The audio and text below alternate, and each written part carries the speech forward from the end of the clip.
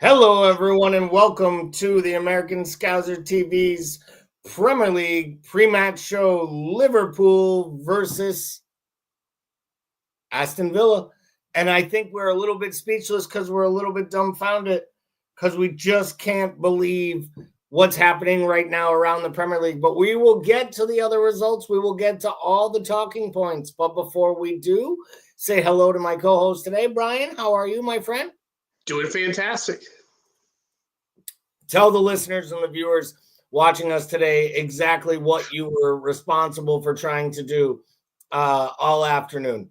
Put away 25 skeletons, two 12-foot animatronics. That was my entire day. So I'm pretty beat. And we're talking about, like, someday we'll post, we occasionally at AmericanScouser.com will post some of Brian's smoked meat concoctions on a weekend when we want to make others jealous for what food he is making on his compound. But at some point we should probably do either a video or some before and after imagery of your Halloween setup, because I think to myself, like, it looks like an area where like 4 total people would come around and see. That's about it. Yet you guys set up an amusement park like demonstration for those 4 people. So I'm sure for those 4 people, I hope they absolutely adore and love Halloween. We are going to look a little bit, talk about today's match against Aston Villa. We'll probably touch on what's happening around the Premier League as well. But before we do that, we wanted to remind everyone, we do have our Discord. Sorry, guys. We do have our Discord community, our chat group. So if you're someone that sits at home, watches Liverpool matches, wishes that you could argue with strangers across the country / world about how this club should be run, transfers should be made, what music is in, what good shows should be binged, you should absolutely take the time to click the links that are in the chat right now and go ahead and join our Discord. Get into the crazy community, as I like to call it. Be respectful. At the same time, make sure to argue with everyone about everything, because that's how it works. So let's start with today's lineup. Obviously, Liverpool takes on Aston Villa. I apologize. It is in the crazy numerical order except for the keeper. But we start with the back 4 or 5 of Kelleher, Van Dijk and Konate, Alexander-Arnold, and Robertson retaining his spot. So first glance, after Tsimikas started midweek in the big match against Leverkusen, did you expect Robertson to start today, Brian? I did. I thought that Robinson was going to get a spot back. Tsimikas did really well right there, but I think that's just on a cup match. And I think that with the league, I think that Robertson is our first choice in the league. It'll be interesting to see what happens when we come out of the international break, because he did start Tsimikas in 2 big matches back-to-back, so I could see Tsimikas getting a next start. I think this was more the rotation for minutes and also a rotation to make sure that he covered. We move forward in the setup here, and we start to talk about the midfield. McAllister and Gravenberch, no big surprise there. He talked a lot about Jones after the last match against Brighton, and even more after the Leverkusen match, about how if he shows this consistency, he can be an everyday first 11 player. Do you think this is the manager rewarding Curtis Jones, or do you think this is him also preparing for the fact Szoboszlai is going to go away on international duty and basically be asked to carry his country through multiple matches, and therefore it's just a smart all-around play at this point from a rotation standpoint? Well, much to what a non would probably think right there. I think that Curtis Jones actually in a free role is a better option in a free role than Szoboszlai is. So I think that's what, and you obviously saw that in the Leverkusen match with his movement. I mean, I think that between him and Harvey, those roles are more meant for them. I've said many times, I think that Szoboszlai is a runner and more of a person to stretch the stretch sides. But if you want to actually go there and use have tactics and actually have passes and a smarter play right there, then I think that Jones/Harvey is the better option. Jones definitely playing a big role in this one here today. I think it will be important to see how he handles the pressure at times, because I do think that Villa, the one thing that we've seen over and over with Villa is they have no problem. Villa has really no problem getting Morgan Rogers on the ball. And I think when we saw the Palmer Jones role where he basically just manned up Palmer the entire game against Chelsea, and I think that was the start of the Jones ascending, was that Chelsea matchup at home. I think you could see something similar today with them trying to do that to Morgan Rogers, and I think it's crazy to think that a team like Villa that's invested in, Bailey and has Ollie Watkins, bought John Duran, brought in Emily Buendia, all these other players, and it's a championship player they bought last January for 15-20 million, Morgan Rogers, that maybe makes their whole thing go. And I think that's why Jones might be in this match, to nullify him the way that he did Palmer. Do you have any concerns regarding McAllister and Gravenberch at the base of that pivot, just purely based on the amount of minutes that they've been required to play and what is probably going to come forth and transpire in the next 2 weeks during the dreaded international break? I mean, I'm more concerned about McAllister because I think that, I know Sir Z's had talked about it. I've talked about it right there. I think we're running his legs off. I mean, so much. But I think the problem is right there, we don't have the other options right there because, I mean, if you think about you had Tyler Morton and Endo as your other options for that holding position. I mean, Jones did a good job there right there, but when putting Jones there, you lose that one spot right there up toward the free spot. So, I mean, that's my biggest concern. I think that Gravenberch is fine. I mean, I think that he doesn't really have that much far as travel, but with Matt McAllister having to go to Argentina, play all these matches across there, fly back across. I mean, so that's a lot on a player. And I think I hope that he can have the option of taking a couple rests like that when coming up in the future, but it's don't really see it when we come off international break because of what our fixtures are then. So, maybe Argentina will be nice to us and go there and not play him in the second match. Alan Walnut jumps in with a comment, says, "Hi, guys. Want to say thank you to Alan for jumping in. And as always, please get your comments in and we'll bring them up on screen as appropriate. And as I always tell people, if you agree with the host, it's usually a good way to find your comment, find its way on the screen. We can talk a little bit more. Let's stay on the Liverpool side here for a minute before we talk more about Villa and what might be things we have to work against and or look for. When we look at the players that are up front, obviously it is Nunez through the center, Diaz on the left coming off of his hat trick midweek, and of course the effervescent and always scoring, always productive Mo Salah. Arguably maybe the most informed attacker in the entire world, arguably the best player in the Premier League today, maybe last 5 years, even Premier League history, when we start talking about the numbers he's been putting up. At what point does it go from the over-expected to the absurd with what we expect from this man who plays right wing every minute of every match we're in? I mean, he keeps on redefining how he plays. I mean, it's like, I mean, we had a couple of years with the Mo that was making the constant giant runs and making and taking advantage of fast breaks. Now we have the Mo that's actually maneuvering, drawing players to him, setting up play and putting in assists. I mean, in the midweek right there, if you looked at the Gakpo goal right there, that was all Mo. I mean, that was basically Mo created that. So I mean, I think that Mo's a player that you have to go out there to look back. And I know we said plenty of times about his contract situation that he's somebody you have to he's not replaceable at the moment. Yeah, I don't want to get into the contracts. We've had too much good stuff today and too much positivity. We're not going to talk about any results until they are final, purely for the fact that that's how we jinx things on these programs. Nunez today, and I know you guys on Thursday love to rail on Nunez. He's been solid over this period that he's been asked to deputize for both Jota and offset the Gakpo and play from the bench. I personally don't feel like in the time since Jota went down injured and he was forced on against Chelsea, he's put a foot in wrong. He hasn't been pulling up trees. He's not world beater, but like we talk about, neither was Jota before that injury.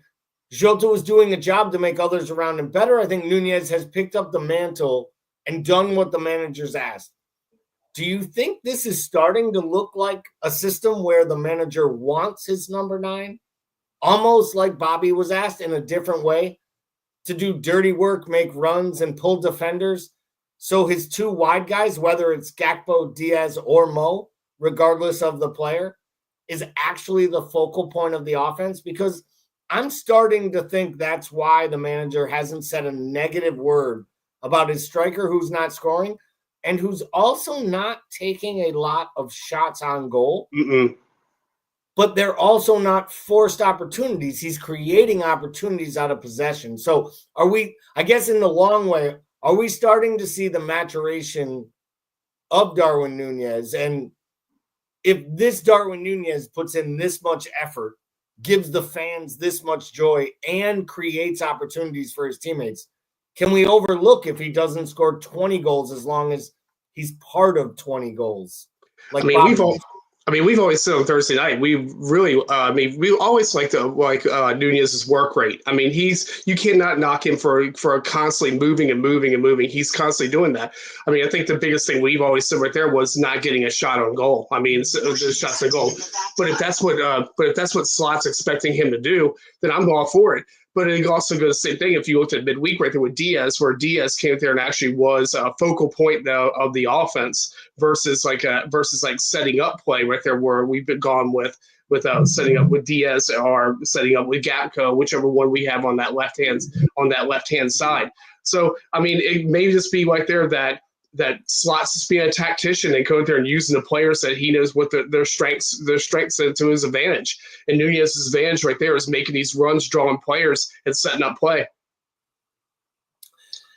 Yeah, I do think that's a great point. I think there's a lot to that. We're going to unpack a little bit of that. But before we unpack any of that, and before we go to look at Brighton, I think we have to probably talk about what is the biggest and most developing story in the Premier League right now, and maybe in world football, to be totally honest. And that is exactly why Kazi decided to show up 5 to 10 minutes late for today's program. But I think I have an idea, because whether or not it was changing baby diapers or watching TV screens, he knew he couldn't focus long enough to talk to us about the back 5 or the back 3 while we were in extra time. I do not have it. I believe the match has just gone full time, if I'm not mistaken. I don't know how close we are. It's done. Thank you, Brian. Where are we, Kazi? I mean, I went out purposely this morning. I just don't want to go into that stage again of taking over my life, watching City games, hoping they drop points. So, but I knew this was a good chance where they could drop points. That's now they've lost 4 on the bounce all comps. And that's why I wanted to say, I think that it's not even a question. This is the biggest story. You have players like Bernardo Silva talking about them being in a dark place. You have the manager talking about injury crisis and then putting $300 million worth of players on the bench, but not using them because maybe they really don't have enough players and he doesn't even know the names of the kids in the academy to bring them in. Kazi, what does this mean? How much more pressure are on the Reds 30 minutes from now when the ball kicks off? Probably the same amount of pressure still, but I would argue that if Liverpool want to win the league, they still need to do their job, of course. But if the job can be made a lot easier, 1920 style, then we all do fucking take that, don't we? Listen, mate, City are in a spot. We know that clearly. They're in a spot. They've lost 4 on the bounce. Pep Guardiola doesn't lose 4 on the bounce. That might be the first time in his whole managerial career. It is. Actually, it was the first time in his top flight career he lost 3 in a row, and that even included all comps. This is the first time he's actually lost 2 in a row in the Premier League since his first season at City. Wow. I mean, so going back to the Reds, you fella, right? Liverpool have a chance. We knew this anyway. The chance is growing game by game, day by day. The chance is getting bigger and bigger. Liverpool can look at it this way. You win your next 3 football matches in the league, you are a minimum 8 points clear of City. Mm-hmm. A minimum. That already feels massive to me in my head.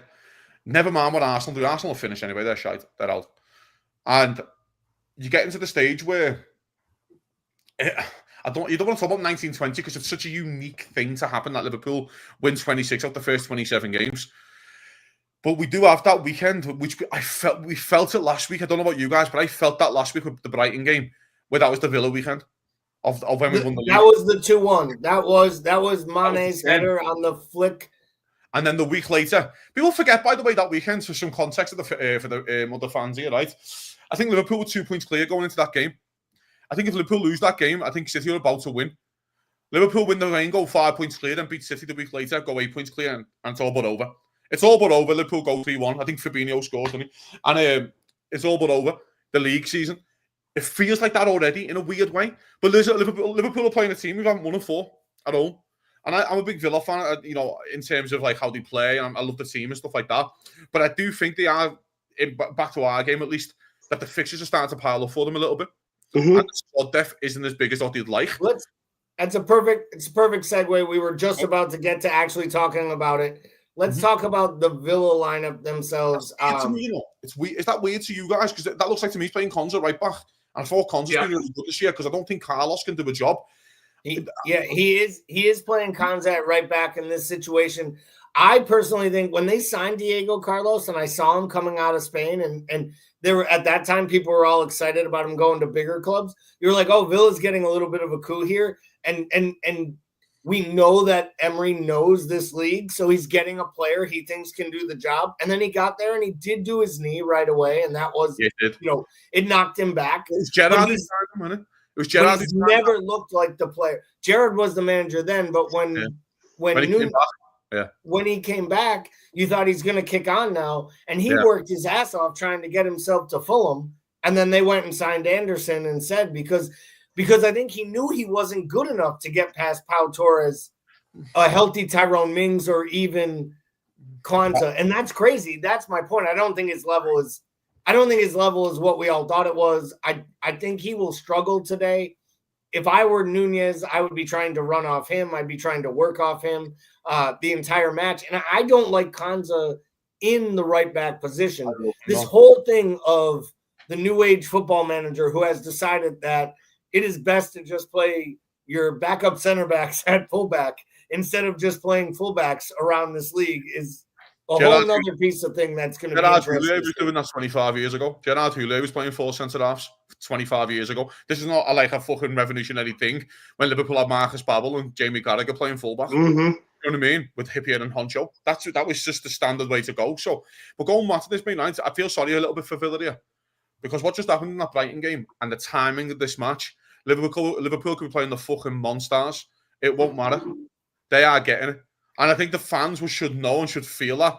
And I think the fans will, of course, feel that. And the atmosphere. 8 p.m. in Liverpool on a Saturday night when you've got a chance to go 5 points clear because your bigger rival took points an hour before. It should be fucking electric in that ground. Mm-hmm. Electric. And I was going to ask you about that, Kazi, because obviously I'm not paying attention to the. Yeah. Was this move today due to some type of constraints around the morning? Was it both teams had to play Champions League and the league finally said we can't make them play at noontime? Like, if there was no lunchtime kickoff, and I know it's the holiday weekend over there where there are parades, like what is forcing us to have a random night match in the Premier League that they don't do very often? It happens very rarely. I think we have about 4 a year, don't we? 3-4 a year. We have a Saturday night, 8 p.m. I don't know. I just think it's a scheduling thing where they wanted the City and Liverpool to go back to back. But the one thing going back to the Villa thing here, right? This is a team again who's lost 4 on the bounce. But it's also a Liverpool who've had an extra day's rest. And being at home, where they travelled to Bruges, had a bit of a weird game. They probably get home Thursday morning.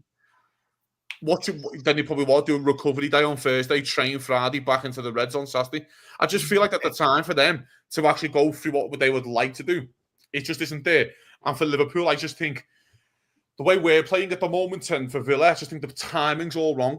I think timing of fixtures, I'm not you guys, but I think timing of fixtures are key in seasons. And some of the most important thing when you look at is who you're playing before and after, and then the emotional response of what the team did. Because to me, you're spot on, Kazi. This is the first point of Emery's entire run, and they're almost at the top of, they're still close to the top of the Champions League table. They should feel good. They're in touching distance of the top 5. That'll probably get you in Champions League, but it feels like a wobble because the players are starting to back. I mean, that interaction with him and John Duran in the Champions League, where they're like almost yelling at each other, and you're like, the manager is about to grab the guy who he needs to go in and score the goal to tie the match. Like, his job is to go score this big goal, and he can't even have faith in him to talk to him on the touchline. Like, that's not where you want to be going into an Anfield that's ready to get raucous off of City dropping points with a chance that Arsenal has to play Chelsea tomorrow. Honestly, it's my I will bring it in the sector. Right? I just can't get over the timing of this game. And of course, Everton's my biggest rival, being from Liverpool. It's their last ever Goodison Park derby this season. When that fixture got announced for 12:30 on a Saturday, I nearly cried with tears of happiness. The last thing I want is the last ever Goodison Park derby as a night game on a midweek. You know what I mean? Like, it's just the scum. We don't want it.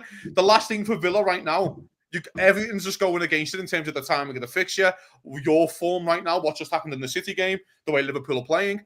I just feel like, of course, we're getting all giddy and excited, which is completely fine, by the way. And that's what football's about. You meant to get carried away, and you're meant to have faith in your team. Otherwise, you just sit there miserable all season until you win a trophy and go, okay, I can laugh now. No, you get involved with it. You have some fun with it. And Liverpool have an opportunity and a chance. And what's going to happen is that Liverpool are going to win the Premier League. So it's easy, isn't it? We should have added this. Sir Z, who's always with us, would have been with us today, but said he was dealing with a family emergency. He says he's driving his wife to the hospital.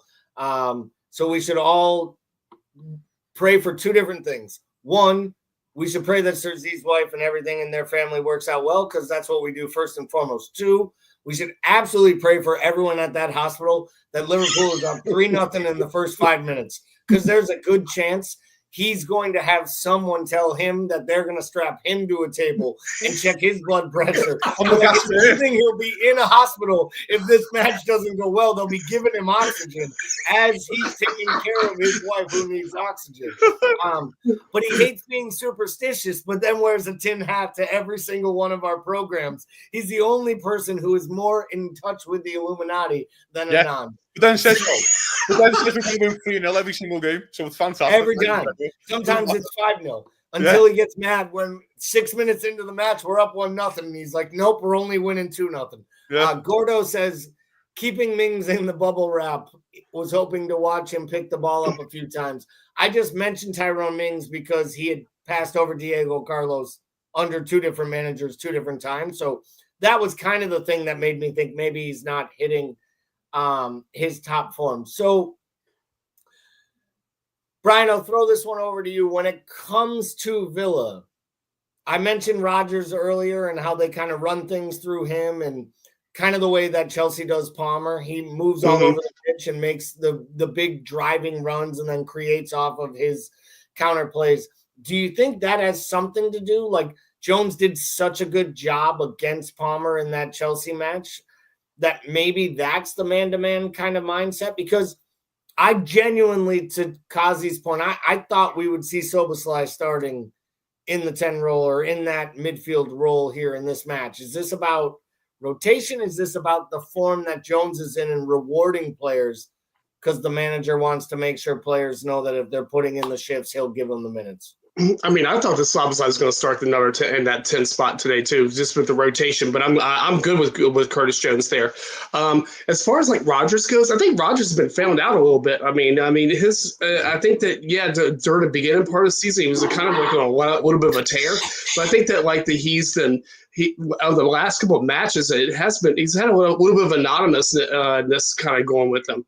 And back when you were talking about Duran, man, he must be really hated right there because I don't get it right there because he's like bailed Villa out quite a couple times this season right there. But it's like there is no love for that guy whatsoever in that squad.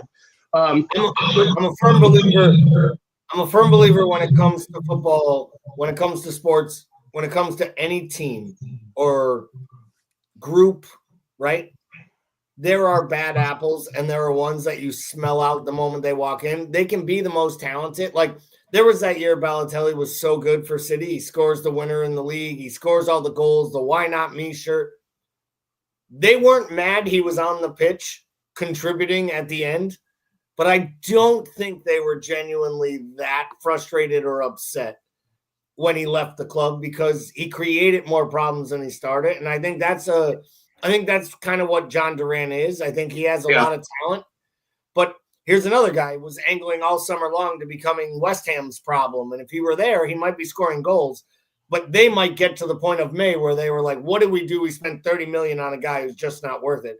Kazi, forget John Duran.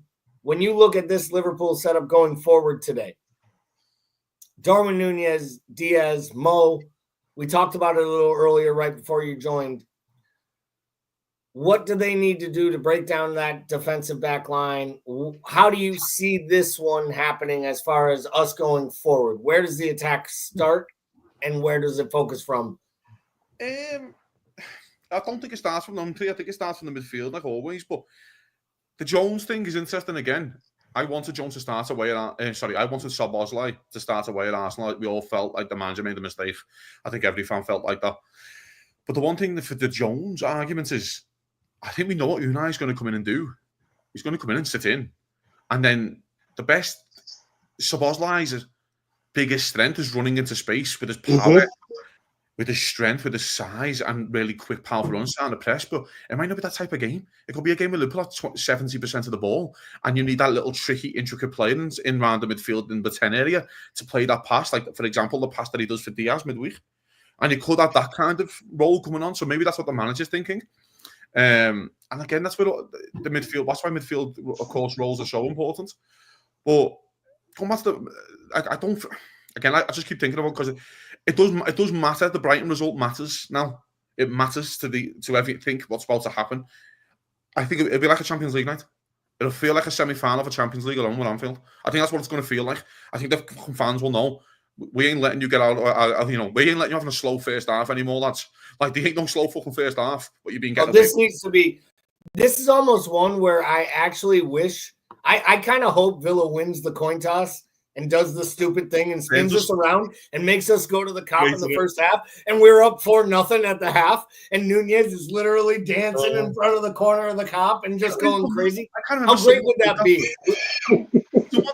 Once they turned us around and put us in front, and we just beat them 3-4-0. I can't remember the game. It was 4-0. So I'm like, there you go then. Like, why would you turn us around? But going back to him, I just feel like I think actually it was City who did it in the Champions League when we beat them 3-0. City turned us around. That was the Chamberlain, the 2 goals by Ox. It was a great opportunity for Ox, and he took it for once. I remember like when we were swapping sides, like Liverpool players were looking at us to say, oh, okay, like if that's okay, no problem. And then we were 3-0 inside half an hour. But going back to Monday night, I just feel like the atmosphere now is going to be amazing. The crowd's going to be fantastic. We already know what's on the line here. We are playing a very good football team. I know they're in a bit of a shitty spell, but we're playing a very, very good football team, talented football players who can punish you. The one thing that I would say Liverpool have done this season is learn from the Forest game. And you can be punished for taking chances. I do think Liverpool have learned from that a little bit. Do I think it's like the Forest game? No. But I do think that Villa might come up and set up in the same way. A little bit. Not as deep as Forest. I think they will try and get on the ball a little bit more. But I don't think Liverpool are going to let them. I think Liverpool just swarm them. And I think that's the other part that they might have here. You know what I mean? And just keep thinking about it in my head. It's like a chance to go 5 points clear of City anyway in any time of a season is amazing. We've only ever done it once. I always say that's a fact, people as well. We've only been above City once. Every time when we've been close to City, we were chasing them. You get into February, City were always above us, and we were always just chasing and just never got there. We did it once when we won the league. That's when we led. So it'll be interesting to see if Liverpool hopefully happens in your beat Villa to see what happens when we lead. What happens now, lads? that we're leading and we're leading the pack. It'll be super interesting to see how they react. Sir Z says a lot. Give the ball to Salah every time. Let him get his hat trick, and then tell presenters and pundits that Liverpool still haven't spoken about a new contract. We lose our heads for 2 weeks. I just want to sell it. Instagram posts just going, fucking hell, that City shit, aren't they? Yeah, it would be great. At this point, that would make me a little nervous because it would almost be like he would be just pulling the pants down, putting it on the table, and being like, "I'm out, boys. Look at it now. Now you know what you're all jealous of. This is what it's been for all these years. You want to know why I scored all these goals, took all these shots, made all these moments, and you still didn't give me my plaudits. I'm still not a top 10 in the Ballon d'Or. Go take this." So I guess we have to come to this because it's time for all of us to freshen up the drinks and get ourselves in front of the screens and get ready for this emotional hour and a half to 2 hours. It's prediction time, gentlemen. We are going to start with you, Brian. Tamushin special. I'm staying with my Tamushin special for Thursday night, 3-1. You're going with the 3-1 Liverpool victory at home. Kazi, what is the final score and why? 3-0 Liverpool. I don't think they score. I just think it's comfortable. I just think if Liverpool score in the first 10, they might have some Vietnam flashbacks and really kind of shit themselves. You forget what happened with Spurs, by the way. Spurs just go on second half and just really take over the game, and inside 15 minutes they're 3-4-1 up, and it could be that type of match a little bit. Where it could be kind of close, but I think it's one of those games where if it's 3-0, it could be a sticky 3-0, where it won't feel like it's 3. Liverpool might score 2 in the last 20 and get it over the line that way, but it could be 1-0 for a long time. Do you know what I mean? That kind of game. That's where I was. I'm gonna go with the Arne Slot special. I'm gonna go with the 2-0 victory. Solid. Feels decent early, doesn't get you know what I mean? Feels a little tighter late, and we get a goal. I know it's not what I'm rooting for by any means, but I do think that the crowd and the atmosphere will pull them through. Gordo is sticking with his 3-0 call. We have a Facebook user who calls out 3-0. Thank you for joining. Nahali says, by the way, Dom needs this game. He's going to need it from the bench. But we'll see how it goes from there. And that's not a bad thing in the way. He might actually need it from the bench, and he may find his way forward. We will be back, hopefully, for a post-match recap after the match today, probably about 10 to 15 minutes after the final whistle. As a reminder, if you have not already, please get into our YouTube community. Get over there to the YouTube channel. If you're not watching us there, if you're on Facebook or Twitter, you can go to YouTube, search for American Scousers, subscribe to the channel. We have programming Monday, Wednesday, and Friday mornings. Monday, Tuesday, Thursday evenings. Excuse me. We even sneeze sometimes on air. But there's all kinds of things that we do. We do our pre-match and post-match, and of course, shorts and videos throughout the week as well. So please subscribe, send a friend if you have them and you think that they would enjoy it. Come back after the match, up the Reds. Hopefully I don't even have to say we're going to go top of the table because we are top of the table. The question is, how far do we extend the lead at the top of the table? And here's to 5. All right, everyone. Thank you for everyone here at American Scouser TV. We will see you after the match. Enjoy